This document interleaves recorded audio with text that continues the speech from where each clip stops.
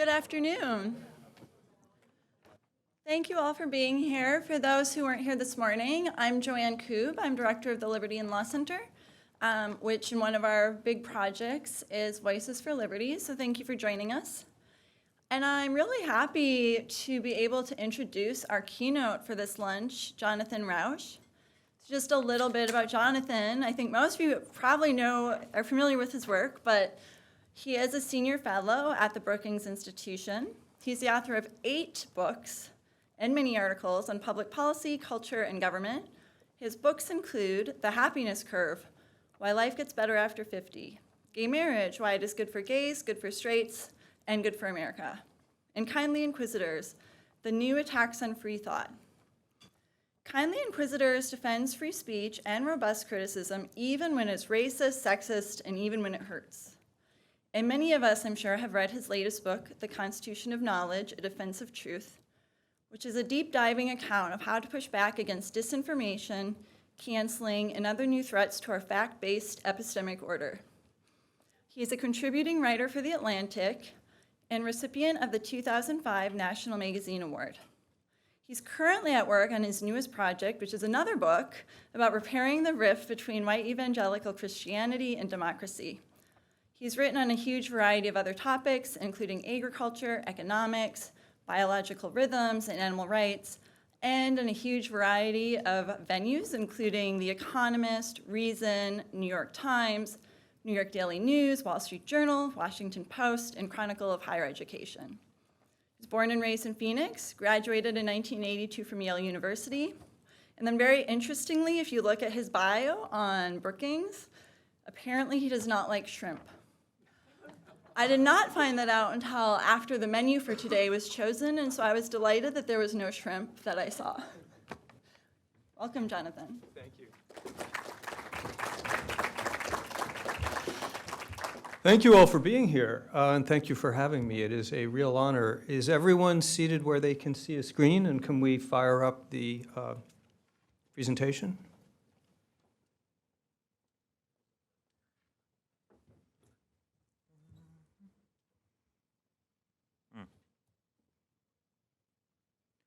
Do you have notes? No, presenter? Okay, perfect.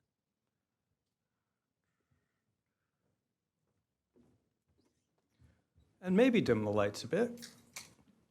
I have about 35 minutes with you and then about another 10 for a conversation with each other.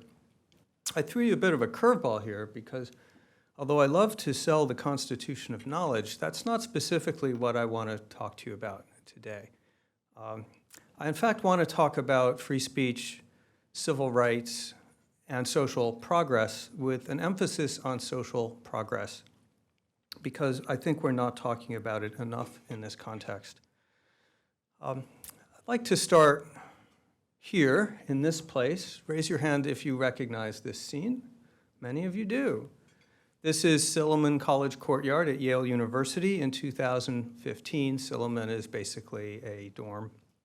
And the man you're seeing there is Nicholas Christakis, a faculty member who is surrounded by angry students who are denouncing free speech on campus. Don't agree with that. Then why the fuck did you accept the position? Because Who I have the a fuck hired you? I have a different You vision should than you. step down. If that is what you think about being a semester, you should step down. It is not about creating an intellectual space. It is not. Do you understand that? It's about creating a home here. It's about creating a home here. It's not about creating an intellectual space. Now, it's tempting to dismiss this as a tantrum of a spoiled student, but I don't think we should. The point being made here is actually a pretty profound and serious one, which is that speech can be harmful, especially in a community, and the community has not only the right but the obligation to regulate that so that the people in the community, even if it's a university, should feel comfortable. This is a principle which is almost, not quite, but almost universally held to one degree or another at students at elite institutions across America. I gathered, for example, these quotations from student manifestos at various elite institutions. and highlighted some of the phrases that they use because they're pretty typical. Free speech, say students at Claremont, has given those who seek to perpetuate systems of domination a platform to project their bigotry. Middlebury students say free speech puts undue burden on specific groups of students, asking them to continually defend their right to exist in an academic community for the supposed intellectual enrichment of that same community. And from Williams College, an ideology of free speech absolutism that prioritizes ideas over people, giving deeply offensive language a platform at this institution will inevitably imperil marginalized students. So those are the ideas: harms, discrimination, perpetuation of racism, imperiling marginalized students. Raise your hand if you have, in your own personal lives on campus, encountered these ideas and arguments. So I would say that's actually at least half the room, maybe more. This leads to some pretty peculiar results in a university context. Here's just one example. There's an infinity of them, of course, but this was the cancellation of a talk by an author of a book about the KKK. It was an anti-racist book. Nonetheless, students said that just to discuss the KKK was a form of violence. And these ideas are also seeping now into the actual conduct of research, scholarship, and science. This is Dorian Abbott. Some of you may know him. He's a geophysicist at the University of Chicago.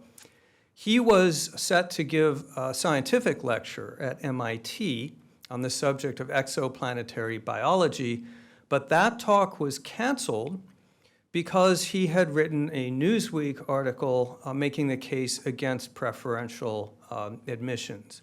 Now, the subject of admissions criteria and exoplanetary biology have absolutely nothing in common, yet he was deemed unsuitable to give a scientific lecture because of that political view.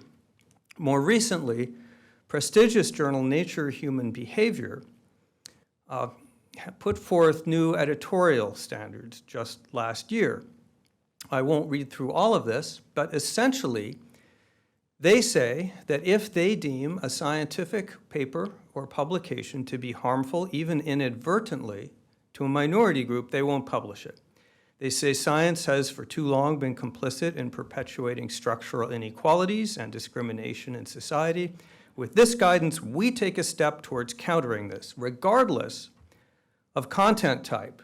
In other words, for everything they publish, editors can correct, amend, refuse publication, or retract post-publication to submissions that embody singular privileged perspectives, whatever those are.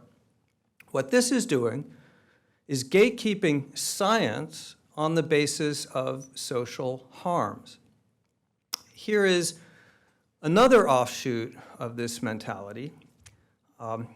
This is a chart that shows the percentage of people in different categories in academia who openly acknowledge discriminating against right-leaning papers, grants, and promotions. And I put a box around PhDs, grad students. These tend to be the most radicalized, and that does not augur all that well for our future.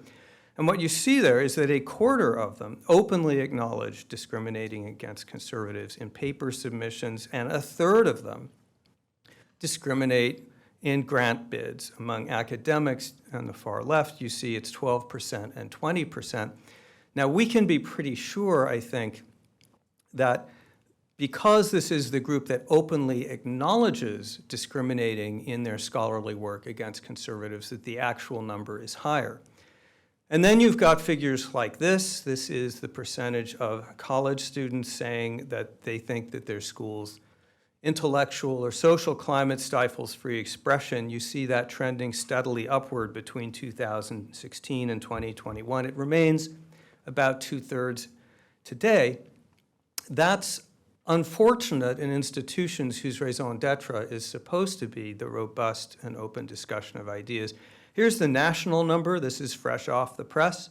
July 2023, 67% of Americans say the political climate prevents them from saying things I believe because others might find them offensive. And here's a comparison of self-censorship, chilling. in the modern era versus the early 1950s, just past the peak of the McCarthy period. And you see, to the best, it's hard to make these comparisons, but it looks like there's about 3 times as much chilling today. And that's not as surprising as you might think when you reflect that in 1954, you knew what not to say to stay out of trouble. You know, if you were not a pinko or a commie, you were probably okay. In 2023, you never know what to say because constant renorming and thought policing makes sure you don't know what to say. This inspires neurotic self-policing and chilling. So this is not a great climate, but we need to go to the roots of the problem and understand that it is a coherent and compassionate attempt to protect minorities against civil rights violations and other harms. How do we talk about this? Well, here's the main way. John Stuart Mill, Oliver Wendell Holmes, in his famous simile in Abrams versus U.S., the best test of truth is the power of the thought to get itself accepted in the competition of the marketplace of ideas. I am second to none in my admiration for John Stuart Mill and his arguments. I'm going to submit that they're not enough. Here I just show you, we won't discuss, but these are, I think, the 4 big arguments that we make and that I have made for years now when I travel to campuses making the case for free speech. And you know them all. They are first, the argument from knowledge. This is Mill's argument that the person who does not know the other side of the case does not know even his own. Where there can be no offense, there can be no errors, no hypotheses, no imagination, and no learning. The second, basic human freedom. Dissent and free thought is a fundamental right. We cannot thrive without it. And third is efficacy. We have here one of the most compelling proponents of the notion that censorship backfires. That's Nadine Strawson, who's written the whole book about it. She has pages in that book of why this never works. And fourth, the argument about authority, which is who are you going to trust to police your speech? And the answer is, it's not a good idea to trust anyone to police your speech. Well, I go from campus to campus and I make these points, and they're important points, and I'm not saying don't talk about them. I am saying they're water off a duck's back if you're talking to students who say, well, that may all be well and good in theory, but I am a minority student and I should not have to be here and hear my right to exist challenged. I should not have to hear hate speech. I should not be a target here in my home.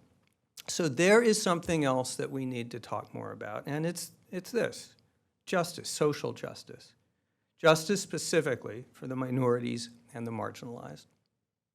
We need to tell them that story. Now, one doesn't need to take my word for it. Here's a name that has already come up in this morning's session. The second greatest American, I think, of the 19th century. Fierce, articulate advocate for freedom of speech, one of the greatest. Slavery cannot tolerate free speech. 5 years of its exercise would banish the oxen block and break every chain in the South. He also points out equally clear is the right to hear. To suppress free speech is a double wrong. It violates the rights of the hearer, as well as those of the speaker. A lot of Americans don't know that Frederick Douglass made these points, and that he made them in the context of having been violently canceled in Boston only shortly before. John Lewis, great civil rights leader. Without freedom of speech and the right to dissent, the civil rights movement would have been a bird without wings. Or here's a special favorite. This is from the documentary Mighty Ira about the former ACLU president, Ira Glasser. This is, well, let's let him tell it. I was on a Donahue show once with Hosea Williams. Ira Glasser. We were discussing the rights of the Klan. He was on that show ostensibly to debate me about it, and he surprised everybody. Head of the United States Civil Rights Commission. Well, Phil, one thing we must understand, a right is not a right in America until it's extended to every American. And even though they beat and brutalize us in seeking that right, if they take the Ku Klux Klan off the cable today, the NAACP is next. They're going to take the NAACP off tomorrow. So? I was Dr. King's field general. I organized every major march. The problem with the black struggle in America has been black leaders like King didn't have the ability to communicate with the masses. Once that ability to communicate with the masses, things change. Not enough people have heard those voices. But now I want to switch gears and talk about how all of this has impacted me and the people I know and the people I love. And I'm going to tell you a story that I think precious few Americans have heard. This is the cover of One magazine. Anyone ever heard of this? Nigel? Anybody else? Nadine? Oh, thanks. We've got a few here. That's refreshing because I hadn't heard of one until actually comparatively recently in my life. One was the first intellectual journal about homosexuality in America. It was founded around 1953 or 1954. In one of its very first issues, it made the case for same-sex marriage. It published literary articles and poetry and essays and the like. There was nothing the least bit pornographic about it. It was almost instantly censored by the US Postal Service, which deemed it obscene. Now, in the 50s, the only way you could spread your message if you were a magazine was through the mail. There was really no other route. So there were repeated tussles with the US Postal Service in the person of the Los Angeles Postmaster General, a man named Olison. And then finally, there was this issue, headlined, "You Can't Print It," which was an attack on the Postal Service's censorship rules. And guess what? This issue was censored. What a coincidence. Surprising that that ever happened. One took to the courts. Here were the results. At the district court level, the judge ruled, "The suggestion advanced that homosexuals should be recognized as a segment of our people and be accorded special privilege as a class is rejected." Notice the reframing here. To be a minority demanding your rights is a special privilege. The U.S. Court of Appeals for the Ninth Circuit outdid the district court, referring to cheap pornography, dirty, vulgar, and offensive to the moral senses, obscene and filthy, lewd and lascivious. Social standards are fixed by and for the great majority and not by or for a hardened or weakened minority. And that's true. When you have censorship and other such standards, they will be fashioned for the great majority against minorities. Then something unexpected happened. 1958, the case got to the Supreme Court, and it issued a ruling in One Incorporated versus Olison. Here is the ruling. Now, this is not the cover page of the ruling or the digest. This is the entire ruling. The petition for certiorari is granted, and the judgment of the U.S. Court of Appeals for the Ninth Circuit is reversed. 9-0. That's the whole opinion, per curiam. I think, actually, they should do a lot more of these.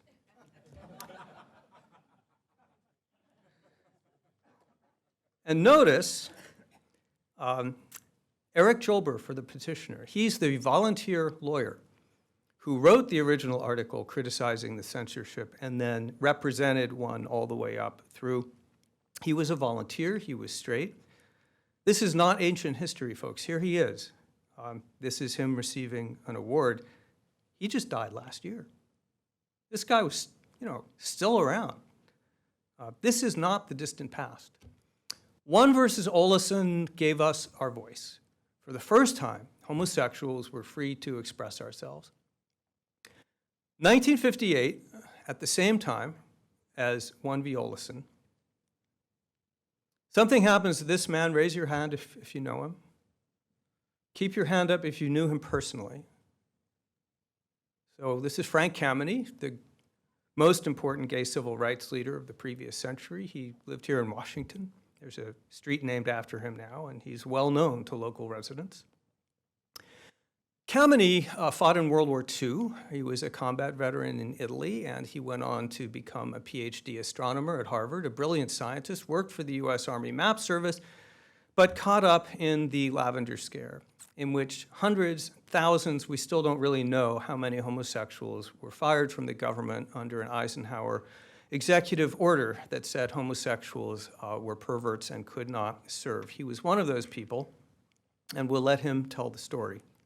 And as was mentioned, I had a position as an astronomer with what was then called the Army Map Service here in Washington. And one day I was called in by 2 Civil Service Commission investigators. They said, "We have information that leads us to believe that you're homosexual. Do you have any comment?" I said, "What's the information?" They said, "We can't tell you." I said, "Well, then I can't comment. And in any case, it's none of your business." I was fired. I proceeded to appeal all the way up to, I follow Rauch all the way. So I appealed through the Civil Service Commission and on up. They're just an executive branch agency all the way up to the White House without success, to the House and Senate, Civil Service committees without success, and eventually with the help of the ACLU went to court. Most homosexuals who were fired in that era slunk away because they were pariahs, they were shamed, often their friends and family would turn on them, their professional connections would be severed, they would be fired from their job. Frank Kameny would never have a job again as a result of that firing. He died in penury, he had no money, he had no national following, but he had something that was quite unusual, a voice like a foghorn, and a willingness to use it. Here is a kind of response he met. He found something called the Mattachine Society of Washington, which its successor organization still exists today. This is when he demands a meeting with the Civil Service Commission over his firing. You can see that John W. Macy, remember that name, we'll be coming back to it, the chairman of the commission, says it is the established policy of the Civil Service Commission that homosexuals are not suitable for appointment to or retention in positions in the federal service. There would be no useful purpose served in meeting with representatives of your society. In other words, jump in a lake. Here's the kind of response he got to his campaign before Congress, which involved a lot of letter writing and a lot of appeals. Your letter of August 28th has been received, says a member of Congress, and in reply, may I state unequivocally that in all my 6 years of service in the United States Congress, I have not received such a revolting communication. He, with the ACLU's help, he goes through the courts.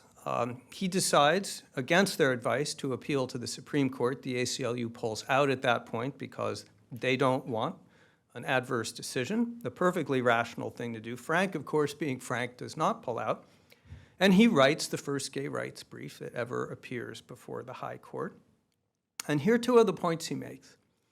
In World War II, petitioner did not hesitate to fight the Germans with bullets in order to help preserve his rights and freedoms and liberties and those of others. In 1960, it is ironically necessary that he fight the Americans with words in order to preserve against a tyrannical government some of those same rights, freedoms, and liberties for himself and others. Note the emphasis on words. That's what he's got, his voice. Remember, at this point, this is a very, very isolated human being. He goes on to say the Commission's regulation as it stands is unconstitutional in that by establishing a tyranny over the mind of its citizen, it is inconsistent with and violates the provisions, stipulations, spirit, and intent of the First Amendment to the federal Constitution. I highlighted over the mind there because Kameny understands the stakes. Now, this is an employment discrimination case. He wants his job back. He's been fired. But those are not the stakes he presents to the court. He says this is tyranny over the mind. This is thought control. This is an effort to bend the very thinking of all America to render people like Frank Kameny invisible and unthinkable and deplorable.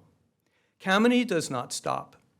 He and the Mattachine Society and some other activists organized in 1965 the first gay civil rights protest. Here they are in front of the White House. You can see just off to the right there a somewhat bemused Washington, D.C. police officer. They went on a couple of days later to stage the same kind of protest in front of Independence Hall in Philadelphia. They understood their symbolism. You can see they're all dressed in their Sunday best. This was before the Pride movement came along, which was, can we say, not necessarily Sunday best, a different philosophy. And you can see that the signs that they're holding there are very substantive. Here's Frank. You can see he's second from the front there. He doesn't stop. He continues to represent dozens of people who are fired by the government. In 1971, he becomes the first openly homosexual candidate for Congress, running for the DC delegate slot. Actually quite a credible campaign. He gets some praise from the Washington Post editorial board. First big change. This is the Diagnostic and Statistical Manual of Mental Disorders. This is the Bible of the psychiatric profession. And in this edition, homosexuality is a mental illness.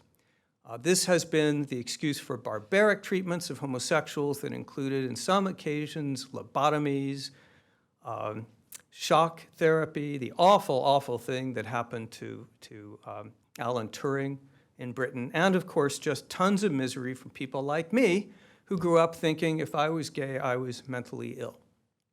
Due to Frank, by the way, Frank, remember, was a scientist due to his efforts and those of others. But here in Washington, D.C., they take the stage in 1971 at the APA conference. And Frank Kameny denounces the assembled psychiatric great and good in America of leading a Holocaust, a genocide against homosexuals. In 1973, the APA rescinds its diagnosis of homosexuality as a disease. Kameny calls it the greatest mass cure in American history, and is probably right. He campaigned for years against sodomy laws. 1993, the D.C. District of Columbia repealed its sodomy law. That was, he sometimes said, his proudest accomplishment as a resident of D.C. I got out of order, but in 1975, I couldn't find a slide for this. Weirdly, there are no clips. The U.S. Civil Service Commission rescinds its ban on homosexual employees. One of the commissioners calls up Kameny and says, okay, you win. 1995, this is pretty recently, guys, right? 1995, the Clinton administration finally ends the ban on security clearances for gay workers, which means that someone like Frank Kameny working in a secure environment can keep his job. We get into the current century. The nice thing about Frank's story, the reason it's so moving to tell, I rarely get through it dry-eyed, is he lives until 2011. So he lives long enough to be handed the pen by Barack Obama when President Obama signs an executive order granting some protections to LGBT federal employees. Those signs you saw are today in the Smithsonian Museum of American History. Here's one of them being displayed next to, two of them actually, next to Muhammad Ali's boxing gloves. My favorite moment, and the one I can never get through without at least a little bit of emotion, the Office of Personnel Management was the renamed U.S. Civil Service Commission, the agency that had fired Frank Kameny in 1958. Kameny lived long enough to receive the Theodore Roosevelt Medal, which is the agency's highest award, and a formal apology 51 years later from the agency for his firing. And here you can see him accepting it. My favorite bit about all this is that the man there to the left in the picture is John Barry, the director of the agency, and he is, can anyone guess the adjective I'm about to use? Anyone know? Openly homosexual. He's gay. Pretty wonderful. This happened in one man's lifetime. It's Frank describing it. The reference here that we've seen earlier at the bottom of that letter was to John W. Macy, the Civil Service Commissioner who refused to meet with him. The Civil Service Commission had its name changed. It's now the Office of Personnel Management, and directed by an openly gay man Mr. Macy of the Civil Service Commission back then must be turning over in his grave. Oh, how I wish he were alive to see that. Oh, how I wish he were here. I mentioned that one magazine advanced the idea of gay marriage in the 50s. In 1970, a gay couple went to the Hennepin County Courthouse in Minnesota, near Minneapolis, and attempted to take out a marriage license, discovering that there was no law against it. Marriage then recedes for a while, but the AIDS epidemic comes along, and thousands of gay Americans discovered that they are legally complete strangers to the loves that they are trying to take care of. They can't get into the hospital rooms. They have no rights of survivorship. And the gay marriage movement takes off. In 1995, well, actually the early 90s, I recognized this as the cause of my life. I still remember vividly being on a walk with my father and telling him in 1995, fall of 95, I'm about to get involved in this publicly as a journalist. And he warned me against that. He was not homophobic. He didn't mind that I was gay. But he said, this is such a crazy idea. He said that I would marginalize myself and ruin my career in journalism. I just wouldn't be taken seriously. And at the time, that seemed quite possible. As with Frank Kameny in the 50s and 60s, the gay marriage movement had virtually no public support. It had no money. It had no constituency. It just had a group of diseased pariahs, or sometimes not diseased pariahs, in a desperate situation demanding equality and human rights. So, thanks to the room that Frank Kameny and others carved out, I wrote about same-sex marriage at every opportunity. I wrote a book about it. I wrote articles. I would speak whenever I could. I never turned down a debate opportunity, no matter who it was against. Now, this is not all that long ago. I concede I looked a lot younger. But this is really not very long ago. And in 2010, we are in the District of Columbia Courthouse, and that's me and Michael Lai, who was here until a few minutes ago, getting married. Under and by the virtue of the authority conferred upon me as branch chief of the Superior Court of the District of Columbia, by the Congress of the United States of America, I now pronounce you legally married. Congratulations. You know what to do now. Thank you. That is indeed a wonderful moment. 5 years later, our marriage became legal throughout the country, and only last year in the the Respect for Marriage Act, Congress made it federal law. This is within one generation, less than one generation, a transformation in social justice in our society.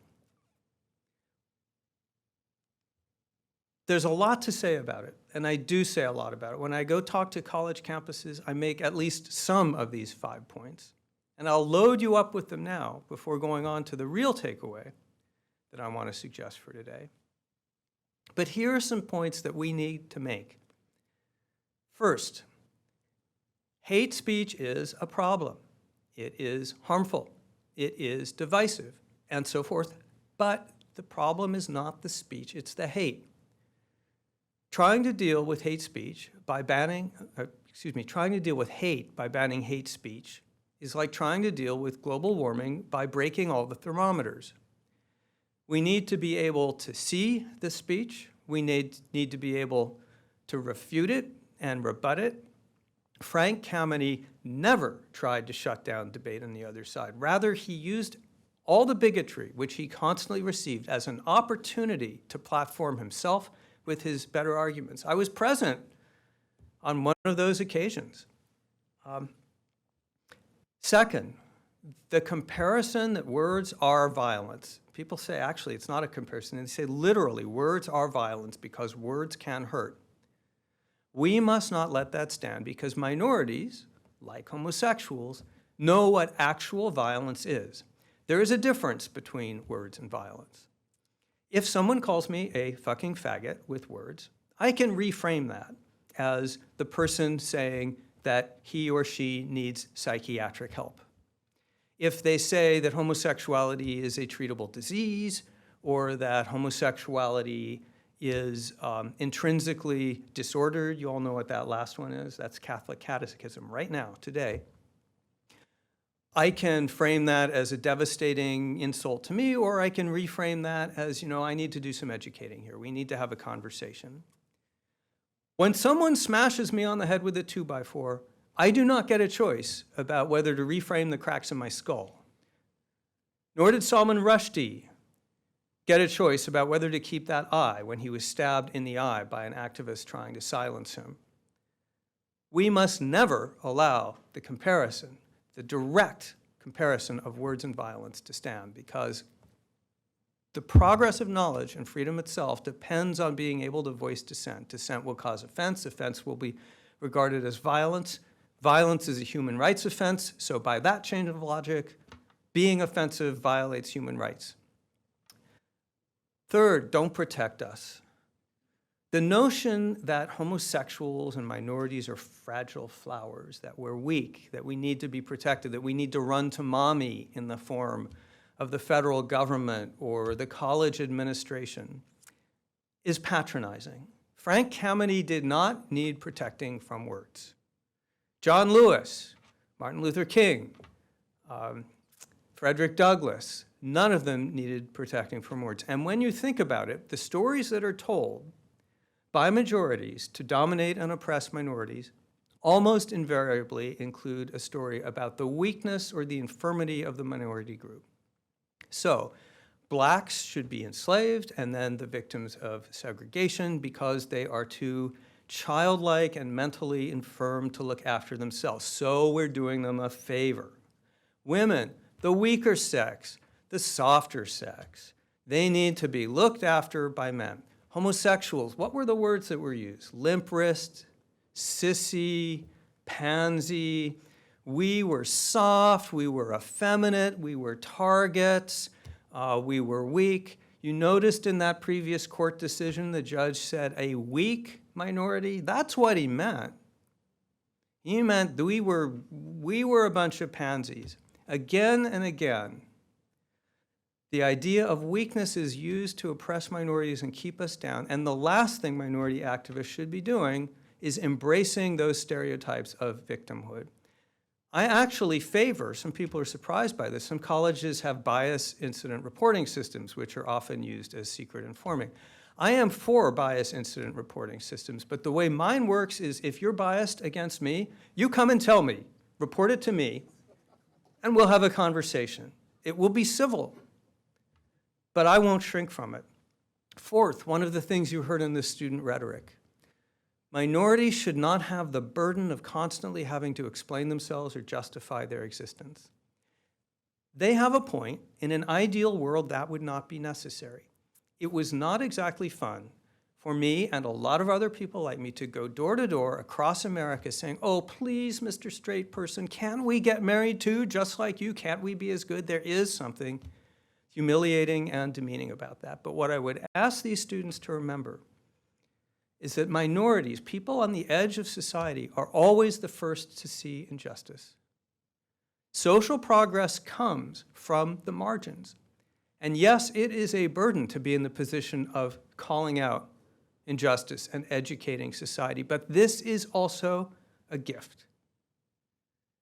Working on the cause of equality and social justice has been the greatest privilege of my career. It has provided meaning in my life and, as you can see, incredible results.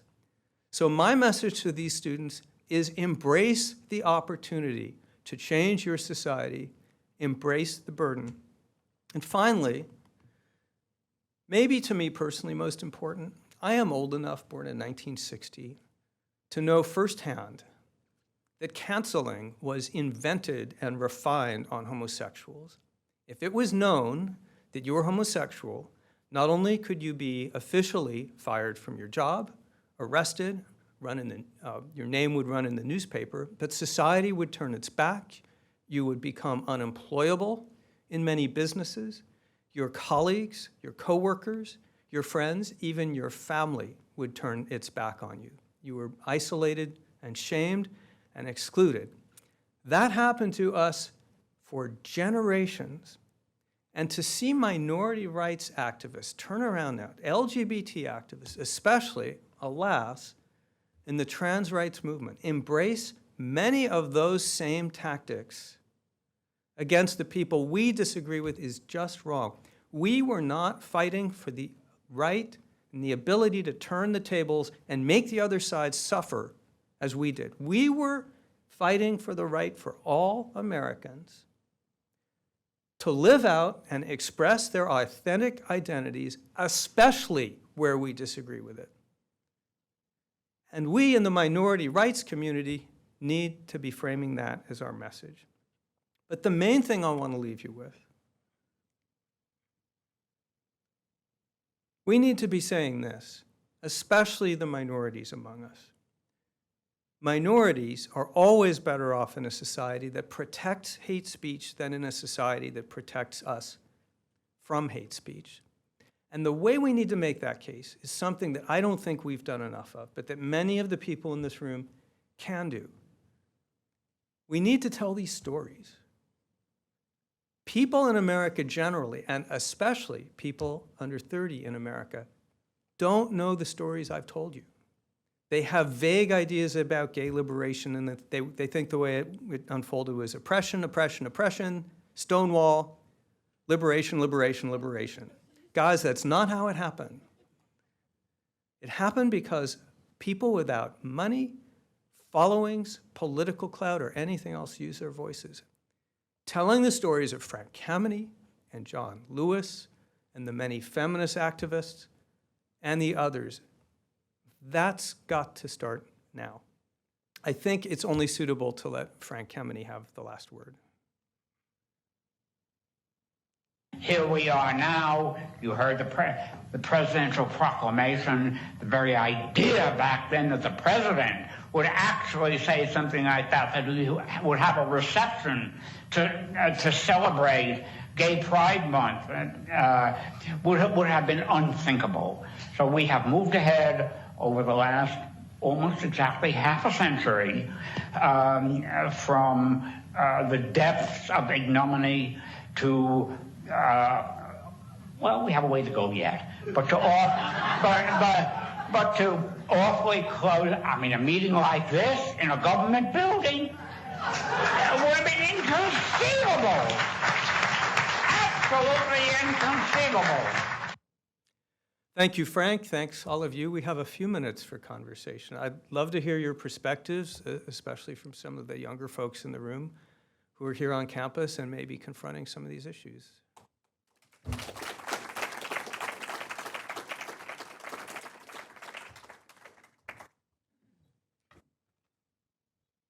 Sir.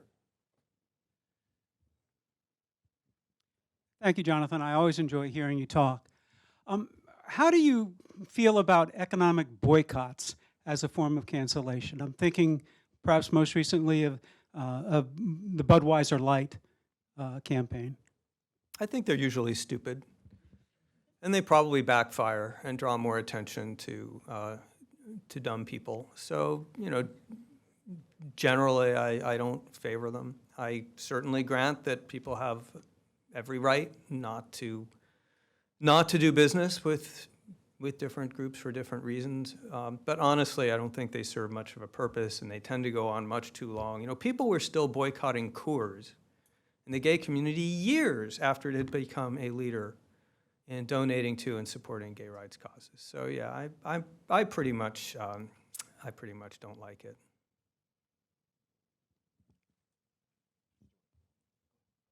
Yeah, let's do you both one, since the mic's there.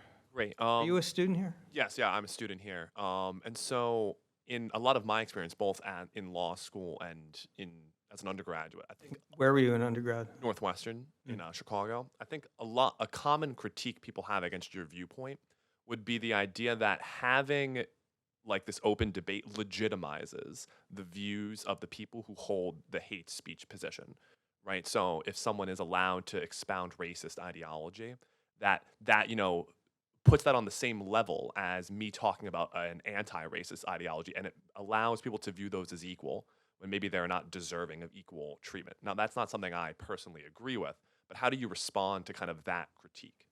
I can't resist asking, how do you respond? I would say that the best way to show that the position is not equal is not to censor it, but to present, the arguments for why your position is correct. I guess like to win the intellectual debate. But I think people are less receptive to that intellectual debate now. Well, that's a very good thing to say, which I completely support. Another is to point out that truly marginalized minorities don't have the ability to deplatform people who say hateful things. If you'd proposed to Frank Kameny that he simply take all the Baptist preachers off the air on Sundays, he would have scoffed at you. So the people who most need the help aren't in a position to do deplatforming. And the third point to make is that actually deplatforming has the opposite of what's the intended effect. We know this just, for example, as Nadine writes in her wonderful book, Hate, Nazi Germany, the Weimar Republic, people don't seem to realize had strict laws against anti-Semitic hate speech. And the result of those laws is that the Nazis very cleverly used them to get themselves to trials where they platformed themselves. And the Nazis plastered Germany with posters saying, what is it that the authorities don't want you to hear? So for all of those reasons, the best answer is to let the stupid people marginalize themselves, which usually, actually, they will do. Thank you. Sure, yeah. Thank you for coming today. So first I want to thank you for your work. Kindly Inquisitors is probably one of the most formative books of my life. One of the most. I'm sorry, we can't You'll be be friends. delighted to know that I went back and forth with a sociology professor at the time about it who was trying to get me to put my hand down in thank class you. more often. Are you a professor here? No, sir, I'm a student here. Yeah. So I see, what do you think about canceling the cancelers? So I've spent some time in the free speech movement, and I feel this hesitance among many classical liberals, civil libertarians, especially left libertarians, to use the judicious violence of the state to enforce the liberal order, right? People don't want to go to court. People kind of hesitate people don't want to use violent rhetoric or get too aggressive or go tit for tat. We don't want to get dragged down in the culture war, all these kinds of sentiments. I think that's an enormous mistake. The whole point of getting a district court to stop a government censor at the FCC, I don't see any difference between that and using a position at the Department of Education to eliminate somebody's job whose it is to, like some DEI dean, to like redline grants and look for certain civil justice shibboleths or whatever. I mean, I think those people, they're both censors, right? But there's this kind of strange idea in the movement now that government-paid bureaucrats have free speech rights on state-funded campuses to advance these ideas and propagandize. How would you respond to that? Well, there are a couple of things there, and one is, for example, the role of university administrators and what they can and what they should and should not say on behalf of the university. There, I am a supporter of what are called the Calvin Principles, which come out of the University of Chicago in the 1960s, and which say that university administrators speaking in that capacity should be scrupulously neutral on controversial political issues, except those that directly affect the administration of the university. So deans should not be putting out, as one did in Princeton on stationery, a point of view about Black Lives Matter. On the larger question about canceling the cancelers, predictably, I am against it. I want to ratchet down the whole environment where it is a contest between the left and the right, or whoever, to see who can most successfully repress the other side. That's going to drive society into a spiral of chilling, which we're currently seeing. The Chris Rufo argument is that, well, the left is so embedded on campuses right now that we must use the power of the state and the force of the law to prevent that. If there is one thing that I fear more than the social power of cancelers to manipulate environments like universities to silence large numbers of people and chill discourse, it is the power of the government to use criminal law to throw people in jail, like teachers in Florida, professors, school teachers. Right now in Florida, books are being removed from libraries and classrooms all across the state because of criminal penalties about exposing students, including in grade 12, people who are about to be adults, to ideas that include lesbian and gay or trans content, trans content. So the cancel wars, I think they need to end. And I think the way we move forward is for liberals, small L liberals, classical liberals, you know what I mean, on all sides of the political divide, to step forward, make ourselves heard, and make some of the arguments I've heard today. I think probably Joanne's presence here means that our time is up. Is that right? That's right, unfortunately. I'm sorry we can't go a little longer. I'd love to hear from more of you, but I'm so grateful that you were willing to hear from me.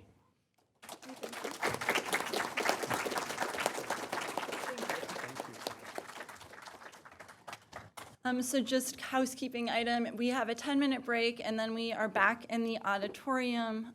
So please use your time wisely and head to the auditorium.